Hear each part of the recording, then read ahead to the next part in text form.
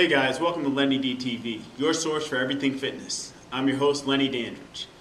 The last few videos have been demonstration videos demonstrating exercises. I hope you guys have enjoyed those, and I hope they've been helping you out with your workout. Today I'm just going to pull it back a little bit and just sit here and talk to you about some cardiovascular health.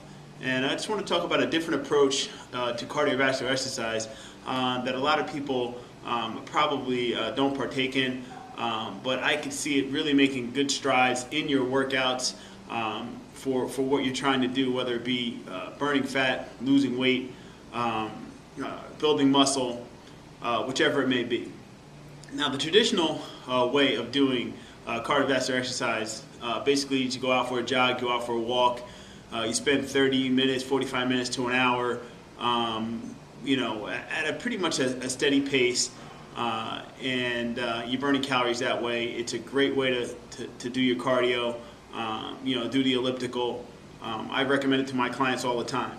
But another approach is to do more high intensity work, harder spurts of high intensity where your heart rate is getting up to about 85 to 95% of its maximum heart rate.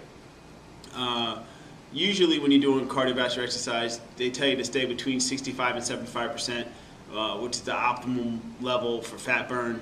I have a little bit of a different perspective on that. I believe that doing harder bursts, get your heart rate really spiked up very high, and then coming down and cooling down from that will allow your body to burn fat for a longer period of time. In other words, your recovery time from doing a sprint type workout routine, you're still going to be burning a lot of calories during your recovery time, as opposed to doing just a steady, where a lower intensity cardiovascular exercise. Now, this is not necessarily for everybody. If you're not used to doing exercises that increase your heart rate, spike your heart rate that high, I don't recommend that you come out right away doing that for too long a period of time. In other words, just kind of break into this gradually. I'm going to give you some examples. If you're on a treadmill, instead of just running, if you normally run at say 5.5 miles an hour, you might want to do more of an interval training where you're really running hard for about 30 to 45 seconds. Let's say 9 miles an hour or 10 miles an hour. You'd be surprised that you can do this. You just can't sustain it for a long period of time. After those 30 to 45 seconds, you come down to a walk, whether you walk at 4.0, 3.5 miles an hour until you recover. Okay, usually take you about another 45 seconds to a minute to recover. And then you hit another hard burst of sprint work. Okay, what this also does is help you to build a little bit of muscle, because you're working those fast twitch muscles, which is going to help you build a little bit of muscle. And we all know the benefits to having more muscle. You're going to burn more fat, more calories, the more muscle you have on your body. So for a lot of you guys out there who are looking to build up, when you're doing your resistance training, you're doing your weight training, this is an excellent way not to counteract what you're doing by doing long bouts of cardiovascular exercise at that low intensity level. You want to do more sprint work.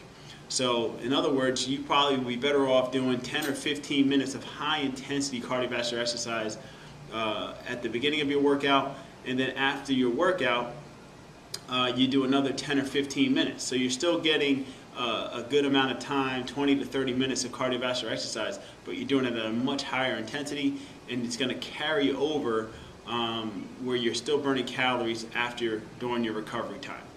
Another way to do it is if you're out on the track, maybe run hard or sprint the straightaways if you're on a standard 400-meter track, and then the curves you can walk to recover, and then sprint the straightaway, walk the curve.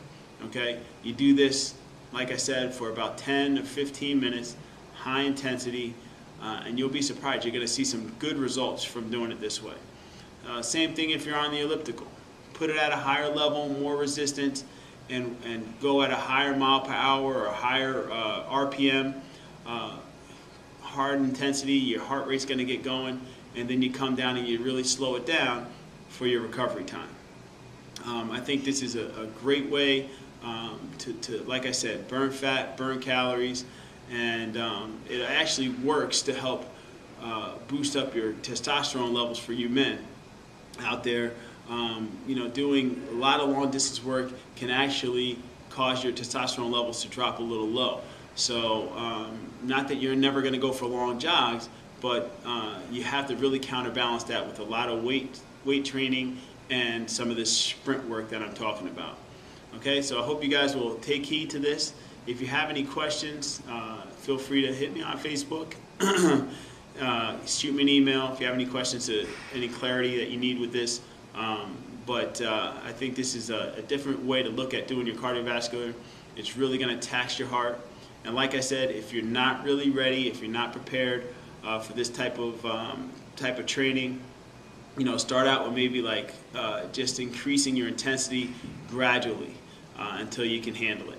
And another important thing is to make sure you warm up properly before doing any type of sprint, and make sure that you're stretching properly before you're doing any type of sprint, so you can prevent muscle pulls and things like that. Okay? This has been another edition of LennyDTV. Hope you enjoyed. Thank you, and God bless.